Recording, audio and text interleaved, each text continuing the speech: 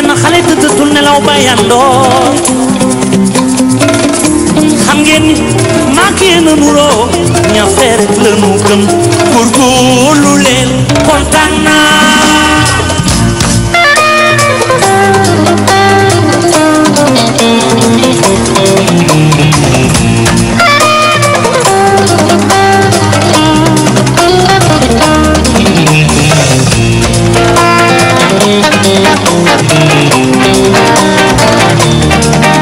bilaay jamono gi ñëw yéen a yor Sénégal góorgóorlu leen kontaan naa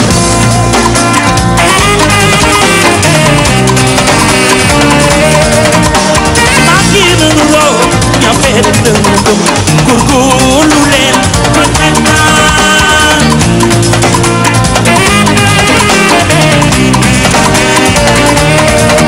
yéen ñi nekk bitim réew fàttewu na leen waaw góore yéen man bég naa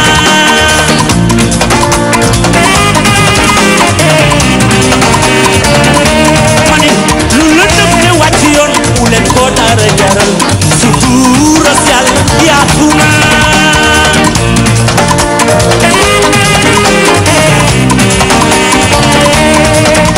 yéen ñi nekk bitim réew man fàttewu na leen góorgóorlu leen yaakaar naa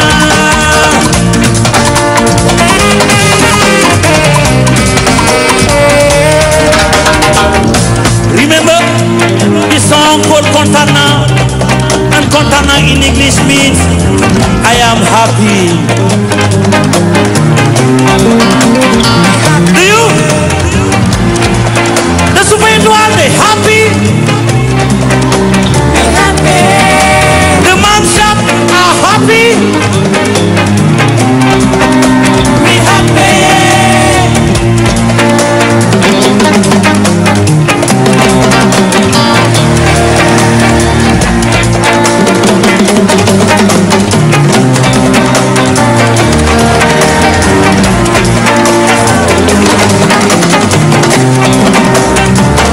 Yeah, now you got it, now you get it, dama leen bàyyi xel. Yéen a ngi jéem bëgg a tekki ragal gàcce bëgg def lu baax yéen.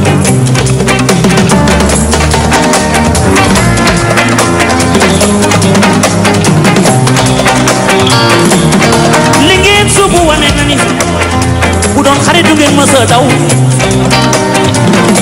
kon yéen di dimbale leen war na yokk ndax toogu leen yu xaar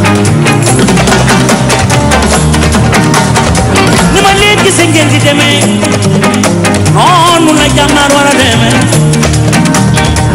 li ma gis léegi ci xale Sénégal benn xale ne la watul ba yandoor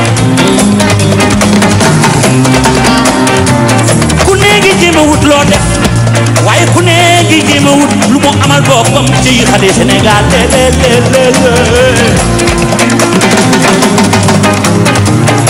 are you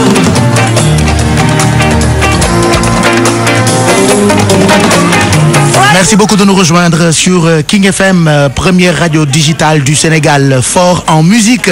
On se retrouve en direct pour l'inauguration de cette toute nouvelle radio qui vient de naître sur la bande FM. Déjà depuis cet après-midi, nous sommes en direct sur Télévision Futur Média. Alors nous aussi, on se retrouve sur cette bien bonne fréquence. Une inauguration présidée donc par le président Youssou Ndour. Nous sommes tous dans les studios de la radio King FM. Donc ñu ngi leen di nuyu di leen gërëm ci ànd bi ak King FM, première radio digitale du Sénégal, fort en musique. ngeen di ñu déglu ci 99.4 ci ngoon ba tey nag ci la ñu amal inauguration rajo bi. Alors ki ko jiite di président directeur général Youssou Ndour. sànq ba tey yéen a ngi déglu yéen a ngi koy seetaan ci télévision Futur Média. ñun itam ñu ibbi antenne bi léegi nii fas yéene ci ànd ak auditeurs yi.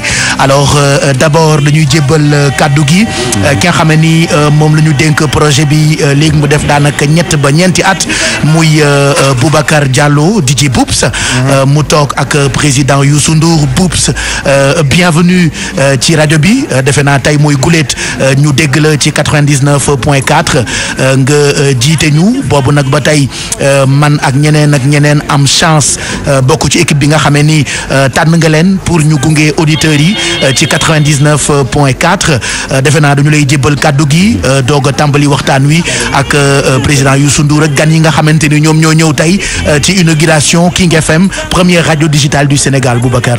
jërëjëf Pape maa ngi lay gërëm bu baax di la sant te di la wax ni sas bi du lu yomb tey président Youssou Ndour yëkkati na raaya animateur comprendre na métier bi jox na ko gëdd jox na ko cër defaluma ko man daf ko defal képp koo xam ne da nga di animateur kon animateurs yi ak ñi nga xam ne ñooy liggéey ci show business yëpp lii seen rajo la nañ ci góorgóorlu te nañ ci jàpp ñun ñëpp ñu jàpp ci mu jëm ci kanam incha allah Pape ñoo ngi teg ak Thione Niang mu jóge États-Unis ñëw fekkee si xew-xew bi nekk ndoog ki nga xam ne moom moo di suñu mag Malick Seck nekk Ria nekk ndoog monsieur Boubacar Ba monsieur Mamadou Ibra Kane ak ki nga xam ne moom moo di suñu xarit El Hadj Amadou Mbaye Garmi ak ñi nga xam ne ñoo sol seen daal yëpp ñëw man nag du ma ci bari lee dama lay gërëm rek di la sant di encourager équipe bi yëpp nañu jàppoo bokk ndey bokk baay liggéey lépp ngir mën a jëriñ groupe Futur Média ak waa Sénégal jërëjëf Pape. jërëjëf Boubacar Diallo defe naa lim nga ko léegi autorité yi kilifa yi nga xamante ni ñoo bàyyi lépp ñëw àndandoo ak ñun tey ci inauguration wu King FM rajo bi nar a fort en musique président Youssou Ndour ñu ngi lay gërëm di la jox sa wàccuwaay ni ñu koy faral di waxee tey defe naa li mbégte la pour Sénégal yëpp nga ñëw def inauguration benn ci bànqaas yi nga xam ne ñoo bokk ci groupe Futur Média président. jërëjëf Pape maa ngi lay gërëm di la sant di nuyu auditeur u King FM yëpp di wax ne que liñ fi waroon a wax yëpp tout à l'heure bu dee ñi ngi woon en direct à la rajo Mamadou Ibra Kane wax na ko ci waxin bu sell comme d'habitude wax bu leer ñaax personnel bi encourager leen donc on va pas doubler les discours. man li nga xamee ni que moom laa gëm mooy yéen vous êtes très fort. macha allah donc saa yu ma xëyee damay xool seen xarañ googu nan laa mën a def ko pour ñu fructifier ko pour groupe bi mën si jëriñu boo xoolee groupe bi ñu yoree macha allah ay ñun ñu xarañ ñoo fi nekk ak ay te duñu kenn duñu ñaar donc lii sunu rôle en tant que manager moom mooy fexe ba permettre leen lépp loo xam ne que doole la ak xarañ boo xam ne am ngeen ko ñu mën ko exploiter pour groupe bi mën ko jëriñoo loolu mooy li nga xam ne moom moo koy firnde li koy gën a firnde encore mooy xam nga suñ jëlee Boubacar Diallo teg ko à la tête de cette rajo ba pare interdire ko mu wax ci rajo bi. là c'est peut-être une des rares fois que ngeen di dégg Boubacar Diallo di wax ci King FM moom moom directeur la il n'a pas le droit de parler sur King FM moom RFM foofu animateur vedette la fa fii directeur la fi noonu yow tamit noonu nga nekkee ca TFM am nekk fa leader sur les grandes émissions de prime time ba pare nekk fi animateur dañuy séddale mbir mi Fatim O bi ñu doon wax léegi je sais que directeur am tenait tellement que mu toog fii Fatim O fii la nekk fii la basé mais nangu na ko te directeur am laaj na ko pour que muy def émission bi mu daan def ci RFM moo xam ne que référence la li ci des yëpp Boubacar expliqué ko RFM du King FM doomam la nañuy rester ci cadre bi nga xam ne que moom la ñu wax on va pas faire de la RFM on fait King FM mat ngeen ko j'ai veillé sur plusieurs choses man ak directeur bi d'abord installation technique yi je pense que ne bon fan yi yëpp ñu ngi koy déglu je pense que le son il est très bien vous n'avez rien à envier à qui que ce soit et je pense qu'au niveau plateforme aussi on est digital aujourd'hui comme une radio moderne et je pense que vous avez les armes les outils plutôt pour faire une très belle programmation et des émissions de rêve dëkk bi des fois dafay bari stress du ñëpp ñooy bëgg a déglu yi nga xam ne que ñooy nekk jafe-jafe et tout nit ñi dañu bëgg aussi enjoy seen live et puis jàll si beneen yoon boobu la ñuy woo nit ñi parce que àdduna du xuloo xeex àdduna du xëccoo kese àdduna aussi mooy liggéey ba liggéey am dara di enjoy sa life di éduquer sa njaboot ci lu baax lu baax nag mënoo koo def mukk te génn ci aar donc vraiment bonne chance Pape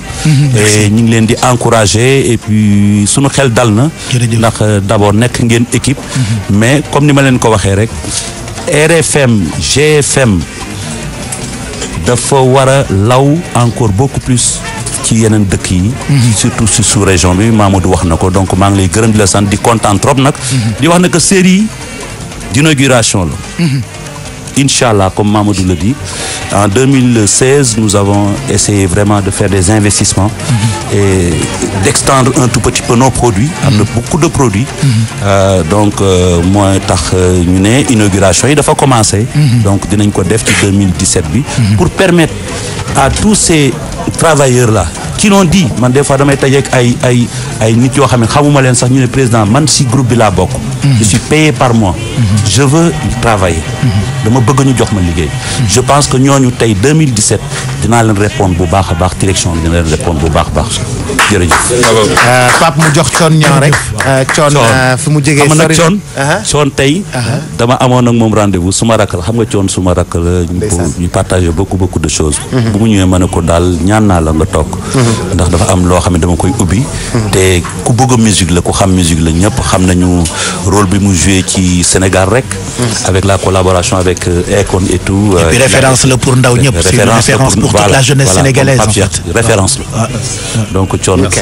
merci donc maa ngi leen di remercier yéen ñëpp mbégte bu mag la pour man ma ñëw fii tey ci inauguration bi parce que yéen ñëpp maa leen di suivre de loin sori nañ suñu réew mais fu ñu nekk ñu ngi xool liggéey bu rafet bi ngeen di def ci TFM dama am mbégte encore boo xamante ni ndax Youssou exemple la ci man mboolem doomu Afrique buy soucier wu pour l'avenir de notre continent fu mu nekk ci kaw suuf Youssou Ndour moo tax ñu ñime ñun man ak Akon ak doomu Afrique yi nekk ci àdduna bi buñ mënee am fit bu ñëwaat suñu continent waxuma Sénégal continent la wax pour mën a apporter suñu contribution pour lu war a jëmale Afrique pour que suñu mag ñi li ñu fi bàyyi woon ñoom Nkrumah ñoom Senghor ñoom Lumumba rêve yi ñu amoon que indépendance dana am un jour que bés bu amee peut-être maybe dans 30 ans dans 40 ans dinañ changer Afrique xamoon nañ ne bi ñu doon def loolu ñoom du leen fi fekk mais xamoon nañ ne danañ am doom yu tudd comme ñum Youssou Ndour yu yëkkati flambeau bi daw ak moom bi ma nekk xale ba léegi mu ngi daw ak flambeau boobu ñun dem nañ sori Amérique waaye gis nañ moom fu ñu dem fekk fa turam te taxul fii la dëkk fii la investir loolu moo tax ñun ñu ñemee tey ñu lancé Akon Lighting Afrique di def li ñuy def Afrique parce que moom suñu grand frère la lu mu ñu woo rek man maa ngi foofu fu ma toll ci àdduna dama koy dégg li may tuuti bi may bind sama premier livre dama ko wax mu jël bi avion ba Paris ñëw pour encourager ma donc maa ngi lay encourager di la delloo encore njukkal grand frère que li ngay def yaa ngi koy def pour generations of Africans yi nga xam ne juddooguñu incha allah ëllëg danañ xam li nga xeex pour Afrique je ne pense pas que suñu Sénégal xam nañ la ba léegi mais maa ngi wax jeunesse bi may déglu ci suuf fu ñu nekk ci àdduna j'ai fait plus de 76 pays te xam ngeen ko ndax président Obama bu mu ñëwee fii ki mu njëkk a xamee ci réew mi mooy Youssou Ndour ndax liggéey bu mu def pour la fierté de notre continent de l'homme noir dans le continent donc jeunesse bi mu jox liggéey bi opportunité bi mu leen jox tey sas na leen aussi que RFM TFM c'est pas une radio sénégalaise dem na récemment Mauritanie ñëpp moom la ñuy seetaan suma yaay la àndal jóge Italie ñëw fii chaque jour bu xëyee ci lay toog boo demee Gambie la même chose partout en Afrique ñu ngi koy xool donc yéen flambeau bi aussi ngeen dawax moom ba que moom ambition yi mu am pour l'Afrique je parle de l'Afrique parce que moi je suis un africaniste kon ñu mën ko ci jàppale bu baax a baax en tout cas xamal ne tes petits frères sont toujours là te sa équipe bi nga am macha allah le dimanche fu ma nekk ci kaw suuf dimanche passé maa ngi bitim réew maa ngi lay dégg ba ngay invité Maître El Hadji fu ma toll ma lay dégg. donc merci beaucoup pour le travail que vous faites aussi. yéen ñëpp ci émission yi ngeen def yéen ñu koy defal suñu réew yéen a ñuy sigil mais xam leen ne doomu Afrique yi nekk ci biti grand frère pare nañ pour ñëw pour changer le continent. incha allah merci jërëjëf Thione Niang Boubacar defe naa mën nañu àggali ba léegi ak kàddu yi jox ko ki nga xam ne ni mooy Mamadou Ibra Kane bu fekkee. Mamadou jege na parce que moi je vois rien je suis derrière. voilà mais amul problème Pape Mamadou nee na merci. Youssou aussi nee na merci. bon mais merci c'est cool xanaa kay sa xarit. El Hadj Amadou Mbaye Garmi xanaa sa xarit Amadou Mbaye Garmi mu tëj. waaw kay Amadou Mbaye Garmi El Hadj waaw. voilà El Hadj toogal joxante leen ko. ñu pelloo. waaw mais Pape est-ce que wayu ndaanaan jege na la. waaw jege na ma de. waaw na biir. ayca mais dama lay bàyyi tamit nga nuyu auditeurs yi parce que yow it ñu ngi la fi doog a dégg te defe naa jigadiwoo benn yoon sénégalais yi. déedéet. Baye Cheikh Farmata yéeli jéeg Mbos yéeli jéeg Malamine yéeli jéeg rajo bii yàlla na jur yeneen di rajo. amiin. di wax na am nañu mbégte tey Sénégalais yi lii lañ doon xaar Sénégalais yi dañu bëgg kuy avance dañu bëgg kuy teg jeew te nag dëgg-dëgg càlla la boo tëggul yokku ci yaa wàññi waaye càlla la gi tey yokku na tey bari na tey ay société yoo xam ne tey ñu ngi ci réew mi ràññee nañu nag bi nga xam ne mooy GFM jaaraama Youssou Ndour jaaraama Mamadou Ibra Kane jaaraama Alassane Samba Diop waaye ak équipe bi nekk ci biir te kenn yox-yoxewul di wax ne nag ñoo nga ndokkeel nag Boubacar Diallo nii sunu Boubacar Bami mag bu baax la directeur des opérateurs bii des opérations Youssou géwél amul grammaire ni conjugaison ni photographe waaw mais Boubacar mii ci kër gi ku ci nekk dana la xool dana la seetu seet la seetantal la di la woo di waxtaan ak yow bëgg kër gi jëm ca kanam mag bu yàlla baaxal la xanaa daal Pape Diallo Pape El Hadj waaw waay déggal ñoo nga ndar wallaay ca dëkk ba jabu dëkk wallaay ñoo nga ndar wallaay ca dëkk ba ku ma faal léwuni dëkk ñoo nga ndar ca dëkk ba faal tuut xuja yaa di dëkk ñoo nga ndar ca dëkk ba nga xam ne fa la Alaaji Lamin Gey dëkk ñoo nga ndar Bakar Waari borom angali ci daal Boubacar xa dëgg rek bàyyi seet bi may di tey waaw di xool Boubacar Ba. voilà Boubacar Ba moom it kenn la ci sunuy kilifa fii ci groupe Futur Média defe naa ñun ñëpp moo ñu yar Boubacar ba noppi itam ñu jàngee lu bëri ci moom tey defe naa ndam la pour rajo bile mu bokk ci ñi nga xamee ni moo ñu jiite moi je l'appelle papa parce que doomam la plutôt Boubacar Ba ñu ngi lay nuyu di la ndokkeel yow itam félicitations tey defe naa mbégte nga am ci inauguration wu King FM bi. waaw mbégte dëgg laa am si bu fekkoon ne amoon naa benn kàddu bu gën a fort mbégte moom laa utiliser pour plusieurs raisons ça ne se sait pas trop mais man doomu rajo laa. waaw man mes premiers pas ci rajo laa ko def. et par conséquent ñëw fi toog ci benn studio rajo bu mel ni bii mu toog nii parce que yàlla xam na ni xam naa luy studio rajo te studio bi studio rajo la. voilà sur tous les plans muy benn l'autre chose c'est que je suis très heureux tamit parce que dama fi am cër boo xam ni. bëriwul nit di ko am ca fu muy liggéeyee te ma nekk mag rek taxul parce que fii ñëpp ay samay xarit lañu ñëpp moo wan loolu ba pare jox ma cër compte tenu de cela président Youssou Ndour bu taxawalee benn affaire ku xam liggéey boo ci bokkee da nga ci war a bëgg parce que c'est pas seulement un promoteur vision bi mu am pour l'Afrique comme ni que Thione doon waxee tout à l'heure africains yu je dirais pas sénégalais yi rek mais africains yu bëri xamuñu ko te bokk ci la muy lal ci ay vision am fierté la pour chacun d'entre nous. Je voudrais quand même remercier aussi le directeur général de Futur Média Mamadou Ibra Kane bi ma jox sa chaise là. J'étais bien là où j'étais debout.